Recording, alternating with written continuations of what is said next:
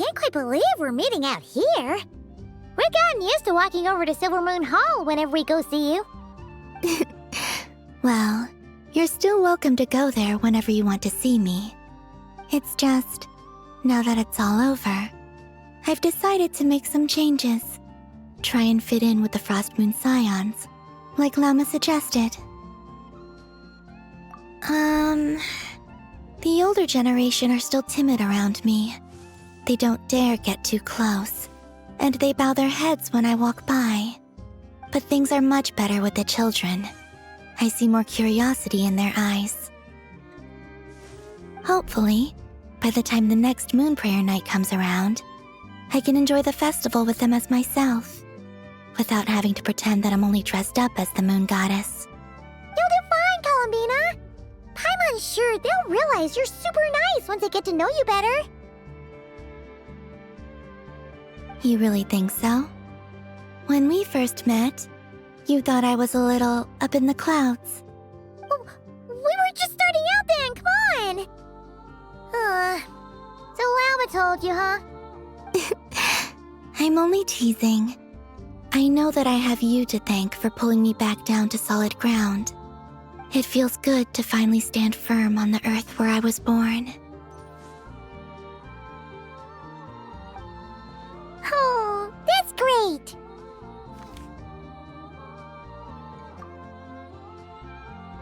Thank you. I'll make sure not to lose it this time. Well then, are you ready? Ether, what happened to our spaceship back then? Why did you leave? It's time to learn the truth at last. I'm ready as I'll ever be. Good. Then let me open the way for you.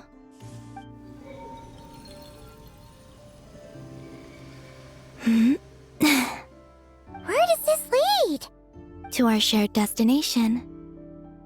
Huh? Do you remember me telling you about my missing prologue back when we just met? I said that my story began on the moon. But while I was inside the moon's reflection, I realized that my prologue was really hidden in the future. I just had yet to discover it at that point. The story of the time before I was born was in fact the story of my distant future. It's truly fascinating. But when I obtained the Trilunar Authority and returned to our present reality, I sensed something I hadn't expected. Your prologue. So you mean... Yes, your spaceship. All this time, it has been hidden on the Frost Moon, which lay beyond the sky. The great ruler of the firmament. The heavenly principles. Wait, them? Why would they do that? I don't know. Perhaps your ship contains something that is incompatible with Tevat. Or something that cannot be known. Oh, did I pick a bad time to say this? I know it must have been hard to work up the courage to do this. Maybe I should have waited until you were on the moon, with no chance to back out.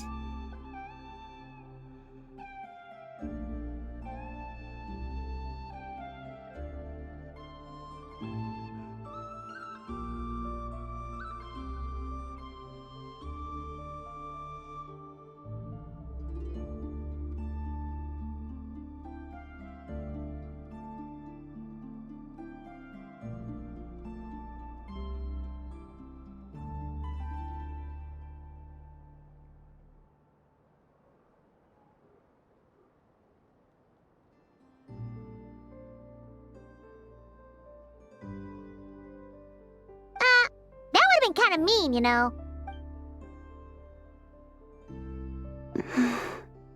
Take me there. Oh?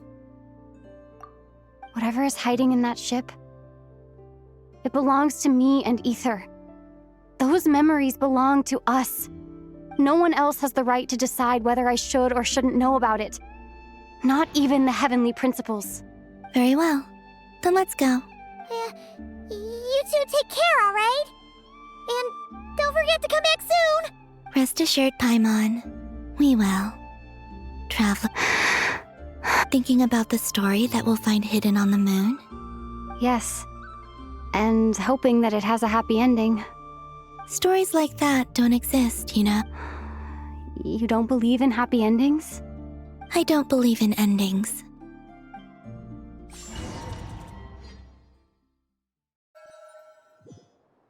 Where am I?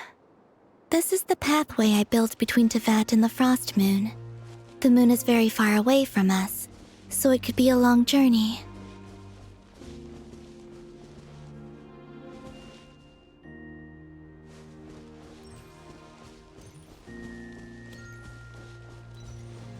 After I obtained the Trilunar Authority, I unwittingly saw past events from many of my friends' lives. One was Lauma. She was so young when they chose her to be the Moon Chanter. From then on, the Frost Moon Scions looked to her to bring messages from their goddess. But, for better or worse, I had left Hisi Island before she was ever born. It was not until much, much later that she met me. I think it's for the best. Because of the way things turned out, you had the opportunity to become friends. You're right. In that sense, I think we were both very lucky.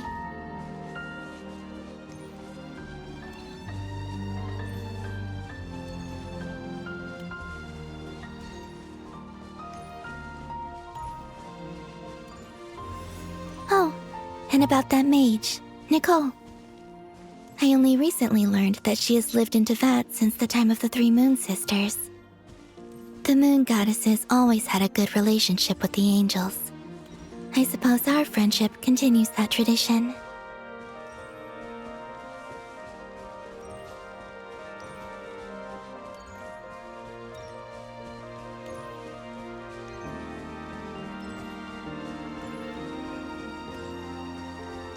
And then there's Sandrone. I never knew that much about her, beyond the fact that she was created by someone called the Lord Artificer. She, too, suffered for a long time before joining the Fatui.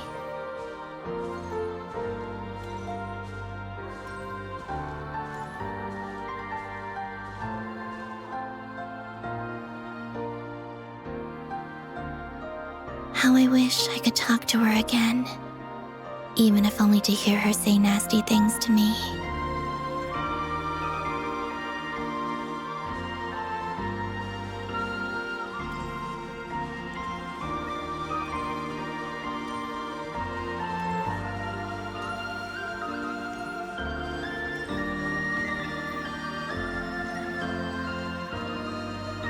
Also, I saw your sibling's story.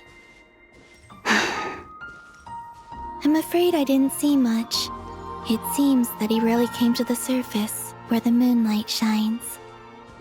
But I did notice that back when you first set out on your journey, he would often appear nearby, gazing at you from afar with a guilty look in his eyes. Ether. Let us speak no more of the past. I probably shouldn't reveal so much about my friends. It's not my place. Let the moonlight carry us forth. We are very close now.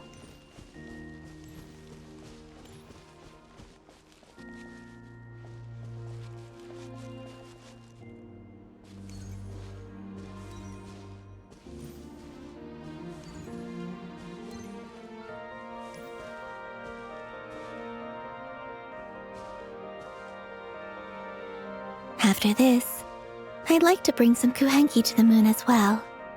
If they're willing, of course. What about your other friends?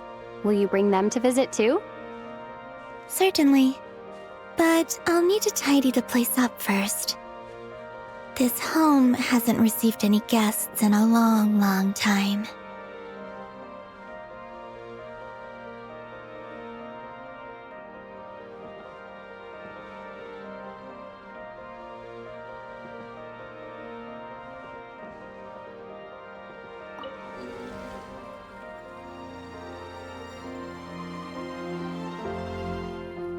I remember writing something similar with you on Moon Prayer Night. I believe it was called... Dodoko's Whirly Gig. Yes, that was it. You asked me if I was afraid to return to the moon, and I said that I was. The idea that I had gained something precious, only to lose it so quickly. That frightened me. But I'm not afraid anymore. Besides, this time, we're traveling together.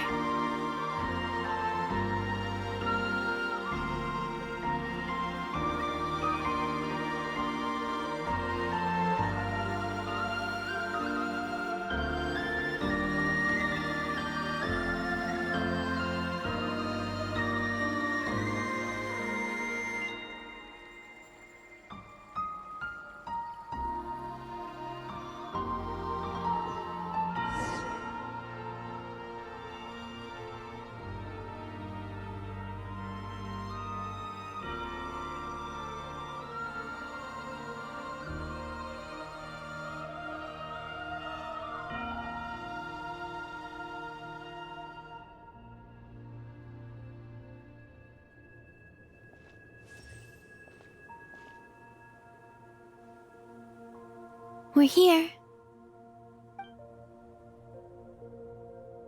Over there.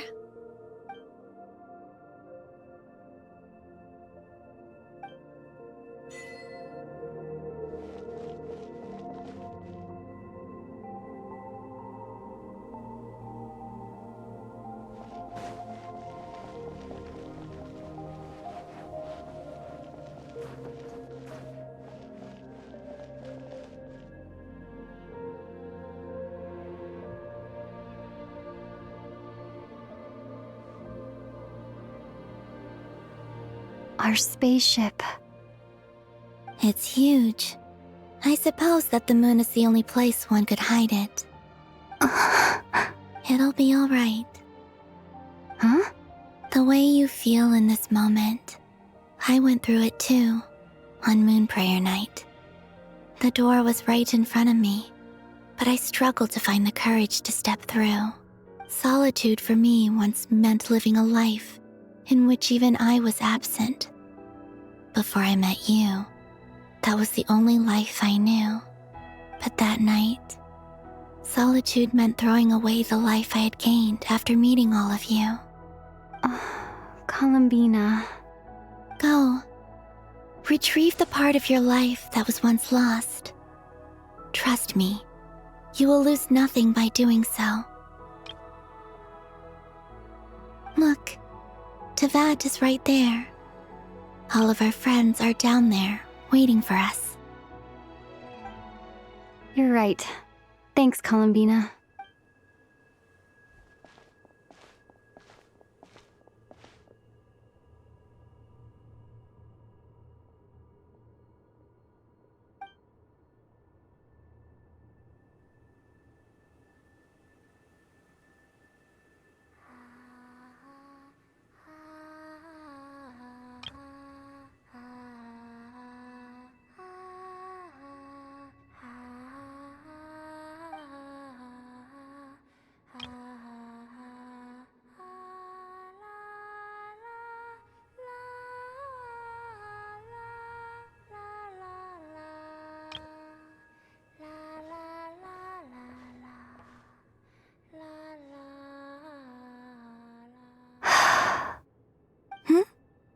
Finished? Yeah. Why did you take your eye mask off? Well, since my return, I've decided to take more opportunities to see the world with my own eyes. Besides, I've always wondered how Teyvat looks from the moon.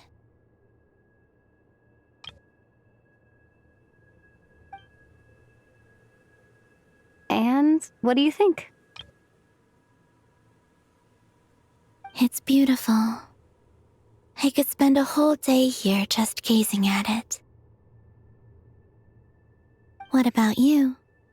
What do you think of the truth you found? I haven't looked at another person's expression in a long time, but I think yours is saying it was neither good nor bad. Keep this up, and it won't be long before you give Nefer a run for her money. Oh, I don't think that's going to happen. I'm much more used to sensing what's going on around me with Kuvaki. I think I'll save my eyes for seeing special moments I really want to remember. I read the spaceship's flight logs. I always assumed that this was my first time in Teyvat. I thought that Ether and I must have been hibernating in space for centuries on end.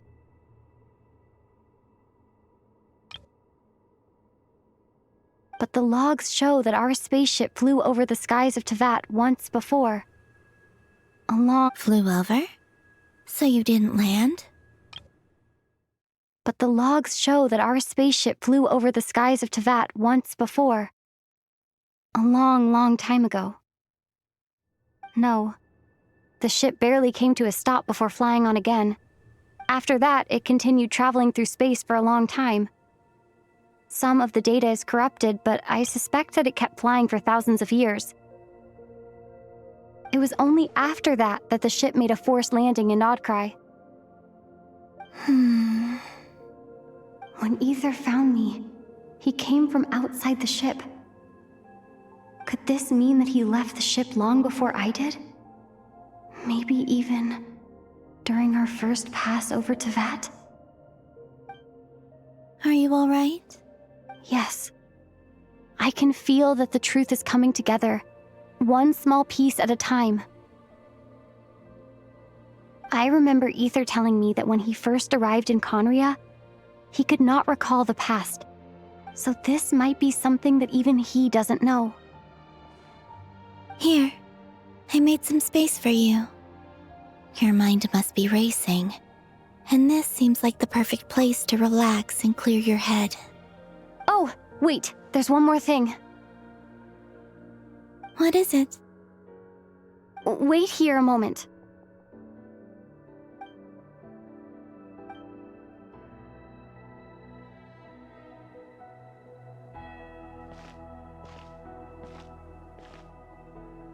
Hey, Columbina.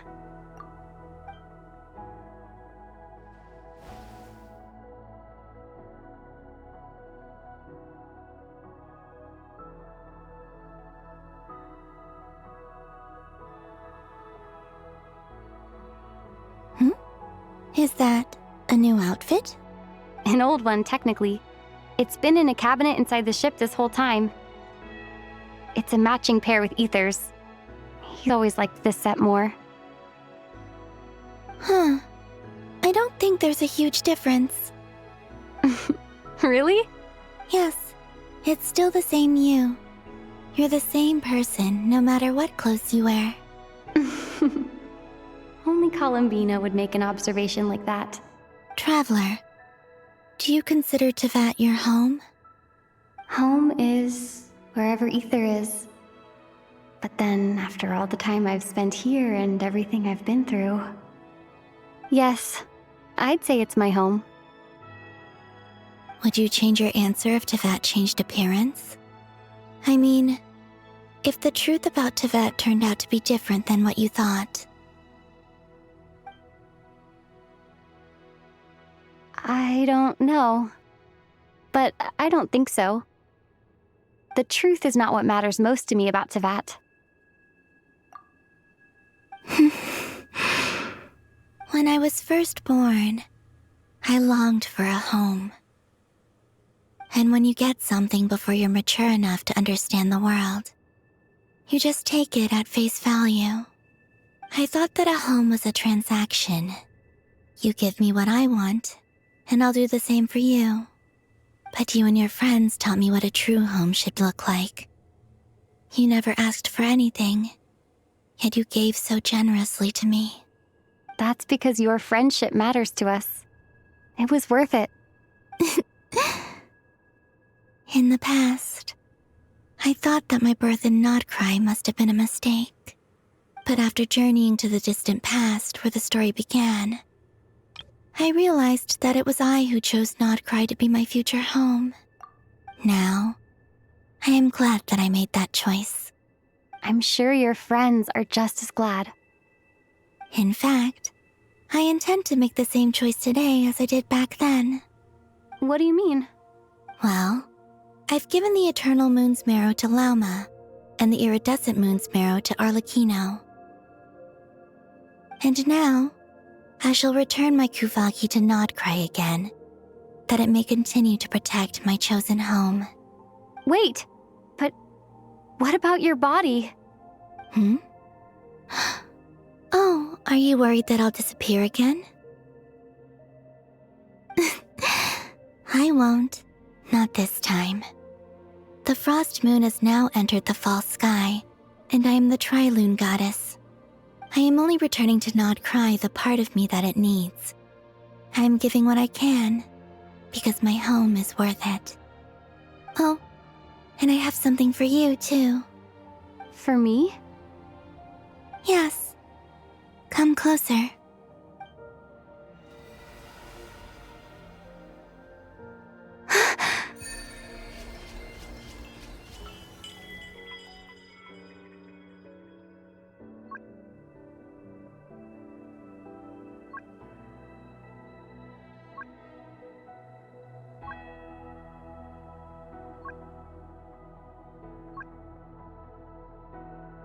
What was that?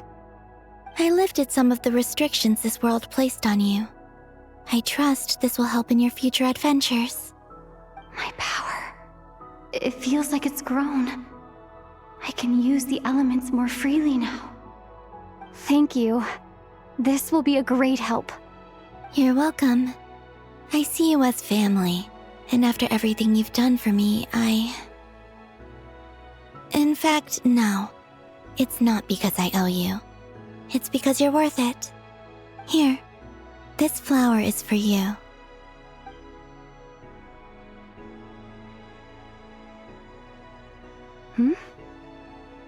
Isn't this a moon prayer blossom? Yes. Don't worry. You will never see these flowers lose their color again. I'm finally discovering the joy of giving. How I wish I'd learned this sooner. Hey, better late than never. What are you thinking about now? Why don't you take a guess? You get 1 shot. I don't think I'll get it in one guess. But I'm sure it's a happy thought. That's kind of a sneaky answer. I can't say you got it wrong. Down into that, the moon seems so far away. I felt it might always lie beyond my reach. But on the moon, everything feels so close by. The haze that once enshrouded the skies has finally been dispersed. I feel like a traveler on a winter's night, starting a new chapter in my tale by the warmth of a bonfire. I don't have a lot of luggage, but I do have a lot of hope for the future. Well, what's next? Next, to start with, I want to stay here just a little longer. After that, let's return home and continue our journey.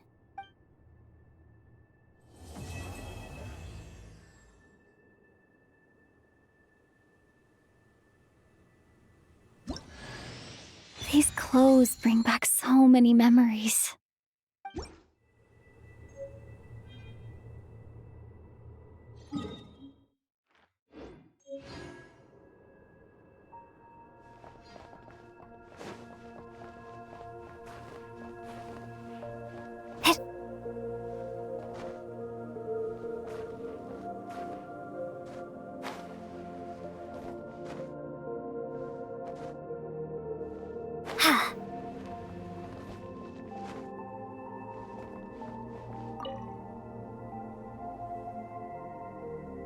The journey goes on, for you and for me. Like I said, this is not the end. I don't believe there has to be an ending. Oh, is that your next destination? Most people would probably tell you to pack some warm clothes. But I experience things differently than most people, so I can't know how cold it is. In fact, it is home to quite a wondrous heat source. I think they call it Kreshnik's torch. Every city in Snezhnaya is built around one of those. I sensed the energy it gave off as I was passing by on a railway train. It felt grand and distant. I also recommend the Korolievsky troupe in Snezhnogrod. They give performances quite regularly, and entry was free for harbingers. I liked them a lot. Ice cold and sharp. Crystal clear in some ways, yet profoundly unfathomable in others. Like the thick layer of ice on top of a frozen lake. That's just the impression that Tsaritsa gives me. I was never able to glimpse what truly lies beneath that icy exterior. In fact, I don't think the people of Snezhnaya even know what kind of power their god wields. Maybe that's because the Tsaritsa herself has never acknowledged, nor accepted that power. There's Regrator, the Rooster, and the Jester. Between them, they control a lot of what happens in Snezhnaya, but I could never wrap my head around how exactly power is split between them. I just know they are each responsible for many specific domains. I noticed that the Rooster and Regrator often appear to get along on the surface, while working against each other in secret, and theirs is not a friendly rivalry. But I wasn't particularly interested, so I tended to keep my distance. Now that I think about it, the term Mistelton often seemed to come up in connection with Project Stuja. Once things settle down in Notcry, I'd like to explore the world beyond Snezhnaya. You've told me so many stories about the other places you've been to, and all the friends you've made there. I'm curious to visit those nations and see them for myself. It would also help me learn more about the journey that has made you into the person you are today. Okay. As you continue on your journey, don't forget to gaze up at the moon once in a while. It is, after all, no longer an illusion. It shall cast down its true moonlight, connecting us in truth.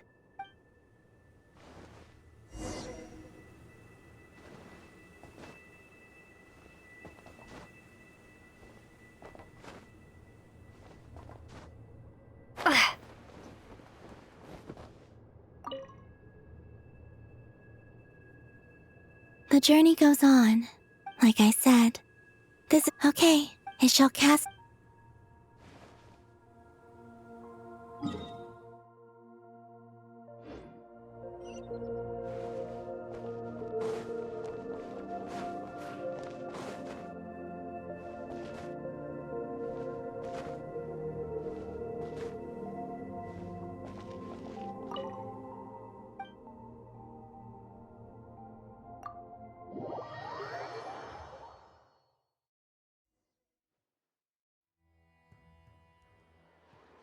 To Jean, acting Grand Master of the Knights of Favonius. Ugh, this preamble is such a pain to write. It's probably high time we got rid of this acting business. I trust that Dern has updated you all on recent events. Hope we didn't worry you too much. The good news is, we managed to come together and put a stop to the Doctor's evil schemes. With that, I think it's safe to say that Notcry is finally out of the woods. As for the Fatui, not counting the Damselette, aka the Moon Goddess, who has left their organization, we found ourselves allied in this instance with both the Knave and Marionette. May she rest in peace. As ever, we find ourselves better off for making friends rather than enemies. But until we can ascertain the Tsaritsa's true intentions, the future remains uncertain. In a short while... Wait... How am I meant to surprise everyone if I tell them in a letter that I'm heading home? Well, that would be a huge waste. Okay, got it. I will begin sending the expeditionary team back home in waves. I'm sure they'll be able to answer any questions you still have. I hope they won't gloss over the details of my many heroic deeds. But if they do, I'm sure it'll be because they're just too exhausted from the long journey. I think of Mondstadt daily. Please give everyone my best regards. P.S. The honorary knight went above and beyond this time. Are there any other honors we can give her? I'll leave it with you. P.P.S. Please be extra nice to Klee for the foreseeable future. I cashed in on the last favor that the Hexen Circle owed us, so we need to earn some more goodwill. If there's any serious problems, feel free to stick me in solitary confinement when I get back. I'll do the time for her. Whew. And that, as they say, is all she wrote. End of an era. And with the moon shining down brighter than ever, I think everyone is going to sleep well tonight.